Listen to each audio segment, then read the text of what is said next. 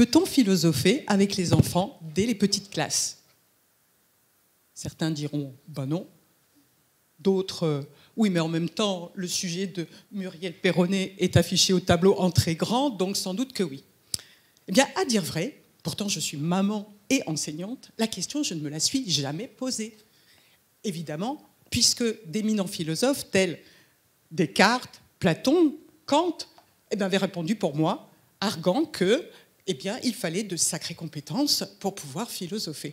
Et d'ailleurs, la philo ne s'enseigne qu'à partir de la terminale, et encore, pas toutes les terminales, puisque les élèves de lycée professionnel n'y ont pas droit.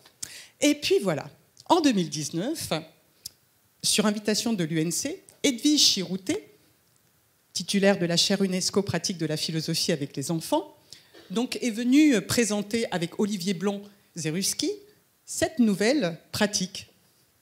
Et à cette occasion, ils ont souhaité mener une expérimentation dans une classe de Nouvelle-Calédonie. J'étais alors professeur au collège de Dimbéa-sur-Mer et j'ai eu la chance que ce soit dans ma classe de 6e que celle-ci ait eu lieu. Et là, miracle, j'ai découvert une pratique absolument extraordinaire pour conduire les élèves donc, à l'expression de leurs pensées. Et l'année suivante, j'ai été prise à l'université, donc à l'INSPE, pour pouvoir mener les étudiants de première et seconde année, donc dans leur réflexion, les accompagner pour devenir des enseignants. Et à cette occasion, je me suis vue confier la coordination pour la Nouvelle-Calédonie du projet européen Philéacte, dirigé par l'UNESCO et par Erasmus+, dont la vocation est de créer des outils entre 2022 et 2024 à destination des enseignants pour la pratique de la philosophie avec les enfants. Alors c'est une pratique qui est assez méconnue en Nouvelle-Calédonie et pourtant elle n'est pas récente. Le précurseur en est Matthew Lipman, qui est un philosophe et pédagogue américain et qui a constaté en fait des manquements dans les habiletés de ses étudiants à philosopher, à raisonner. Et donc il a écrit des ouvrages de littérature de jeunesse de 7 à 17 ans et il a accompagné ces ouvrages d'outils pédagogiques pour leur exploitation. Cette pratique est arrivée en France dans les années 2000 et là on trouve plusieurs courants. Le courant dit philosophique avec Michel Tozzi qui s'appuie sur des exigences de pensée fortes. Le courant de Jacques Lévin dit courant psychanalytique où l'enfant s'autorise à penser pour construire sa personnalité devant les autres. Le courant Anne Lalanne où l'enseignant mène un questionnement très, très vif et intense pour faire accoucher les esprits.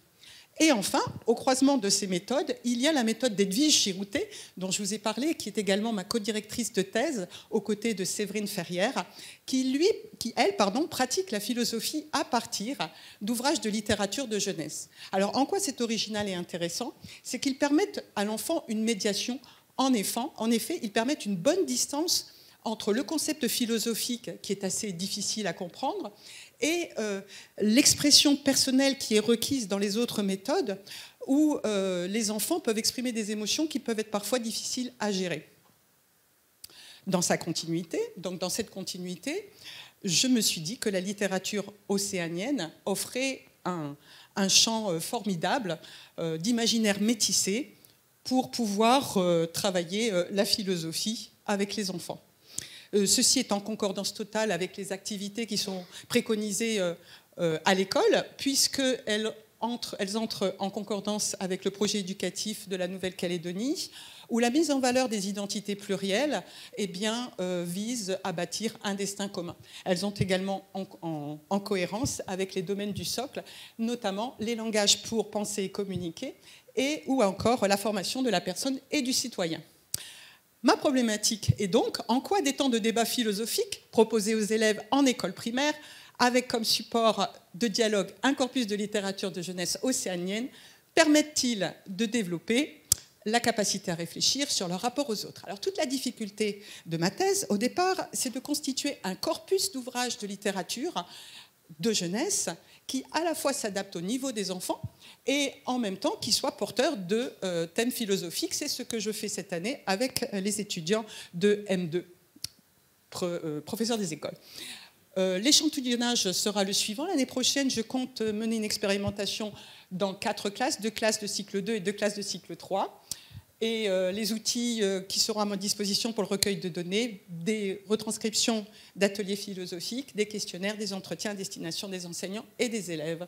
Mes perspectives sont de participer à ce qu'on appelle l'éducation durable et d'offrir aux enfants la possibilité de mieux se connaître pour mieux aller vers l'autre, et aux étudiants enseignants, futurs enseignants, de disposer d'outils qui leur permettent d'élever le niveau de formation et l'émancipation harmonieuse, je l'espère, des populations de Nouvelle-Calédonie. Merci.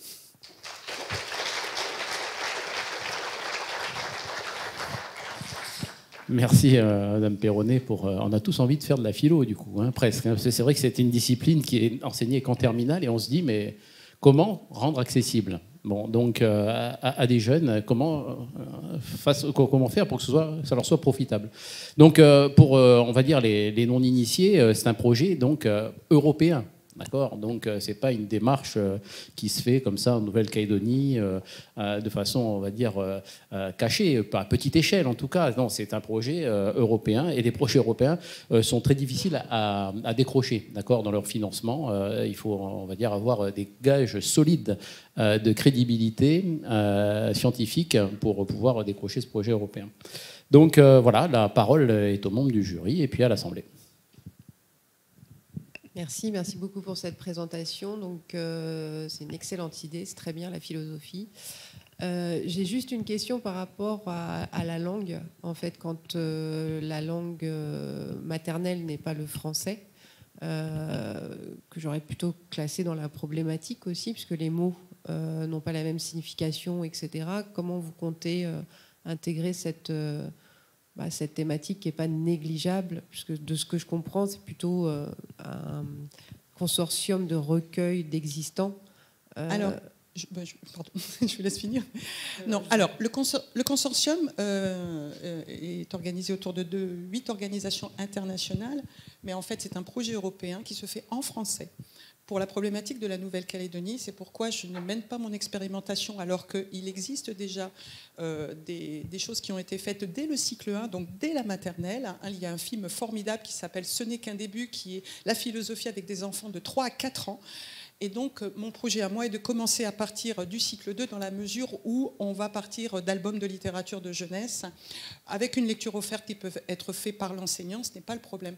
Alors, pour ce qui est de la langue, en fait, ce n'est pas que les toutes petites classes, puisque avec les étudiants qui ont mené des expérimentations, on s'est rendu compte que, et justement, ça participe à la pertinence de cette recherche, à mon avis, et de l'inscription de la philosophie avec les enfants dès les petites classes, c'est les habiletés langagières.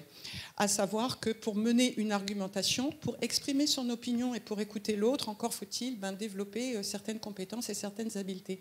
C'est justement, me semble-t-il, l'occasion idéale, parce que est inscrit dans les programmes le débat réglé. En fait, les étudiants, jeunes, futurs enseignants, doivent pratiquer dans leur classe le débat réglé, et on a fait l'expérimentation qu'ils sont assez démunis pour mener ces débats réglés.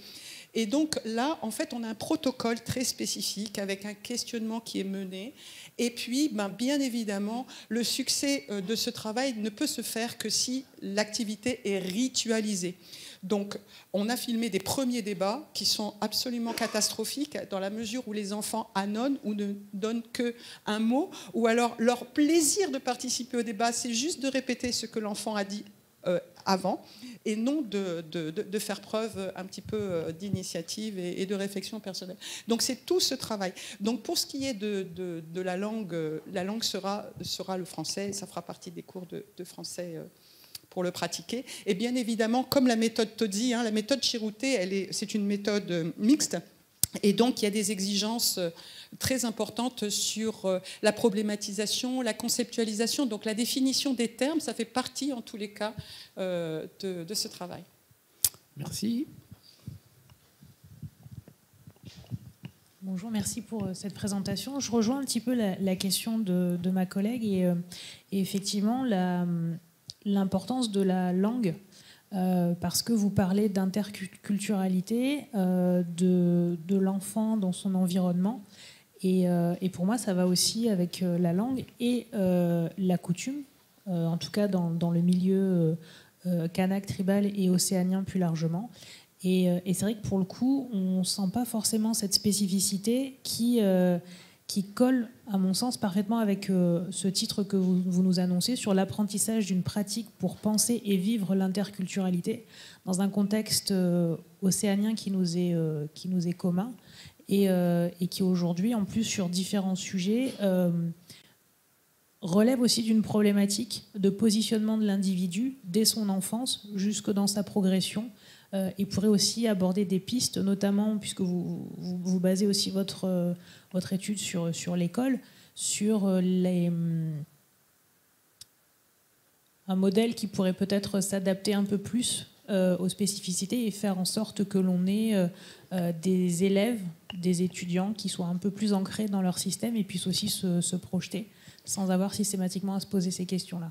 D'accord. Alors, la difficulté, effectivement, au niveau des enseignants, lorsque je les ai testés sur leurs connaissances, il s'avère qu'ils étaient tous capables de citer au moins 4 œuvres de littérature de jeunesse européenne et moins d'une œuvre de littérature de jeunesse océanienne. Alors, j'ai bien choisi le terme océanien, puisque nous allons avoir des ouvrages aussi bien de Polynésie, de Micronésie que de Mélanésie. Le but, il est une ouverture culturelle à l'autre. Et donc, c'est pourquoi, en fait, oui, la langue, elle va entrer en considération dans la mesure où on va expliciter, mais par exemple pour les petites classes c'est une lecture offerte, les ouvrages seront en langue française, bien évidemment. Et pourquoi aussi, pardon, j'ai ouvert à l'Océanie, c'est parce qu'on dispose d'un corpus assez faible pour pouvoir réfléchir. Parce que non seulement il faut des œuvres de littérature de jeunesse, mais en plus, il faut qu'elles soient porteuses d'une thématique philosophique. Et donc, se limiter juste à la Nouvelle-Calédonie, c'était un petit peu difficile. Donc, c'est pour ça qu'on a ouvert aussi sur le Pacifique. Mais la langue rentrera dans ces préoccupations dans la mesure où, par exemple, dans l'EFCK, le guide de l'EFCK, on a le problème de la notion de personne qui n'est pas la même selon. Donc ça, bien évidemment, ce seront des aspects qui seront abordés. Merci Muriel. Pour revenir à la question de la langue ou des langues, il me semble possible, voire probable que, comme tu viens de l'évoquer, que certains concepts soient encodés dans les langues kanak, océaniennes, dans les autres langues des communautés de la Nouvelle-Calédonie, et qu'il serait souhaitable, pour revenir à la première question, de regarder la pluralité, c'est le cas, linguisme des enfants comme un atout. Tout à fait. Alors c'est pour ça que j'avais enlevé sur échantillonnage, mais en fait, normalement, j'ai marqué échantillonnage représentatif. C'est-à-dire que je ne peux pas encore me positionner sur les écoles que je vais sélectionner dans la mesure où j'attends de savoir où mes étudiants vont être mutés pour les accompagner, parce qu'il faut quand même une formation solide derrière pour pouvoir mener ces ateliers philosophiques, donc ils sont initiés à cela. Et puis choisir effectivement des environnements scolaires qui soient représentatifs d'une mixité culturelle. Et donc oui, c'est un aspect qui sera probablement étudié. Il y a aussi des albums bilingues. En fait, le multiculturalisme s'exprime de différentes manières dans un album de littérature de jeunesse, et ce sont tous ces aspects qui seront étudiés. Donc nous sommes en phase de sélection du corpus. Évidemment, pour l'instant, je vous avouerai que 12 ouvrages, donc sur toutes les lectures, 12 ouvrages ont été expérimentés. Pour l'instant, il n'y a pas d'ouvrage qui soit bilingue, mais on va poursuivre cette recherche, et dès lors que cela se présentera, bien évidemment que ce sera une problématique qui sera abordée. Et, peut-être que nos collègues de l'équipe RALO seraient une ressource pour trouver justement des ouvrages intéressants. Des ouvrages ou quelque chose représentatif de la littérature orale. Oui. Parce que c'est vrai que... Oui. Juste pour terminer, pour ne pas monopoliser la parole, mais par exemple, on a étudié le conte Les 5 frères, et on a vu déjà qu'il y avait des représentations, parce qu'on travaille à la fois sur les représentations des enfants, mais aussi sur les représentations des enseignants.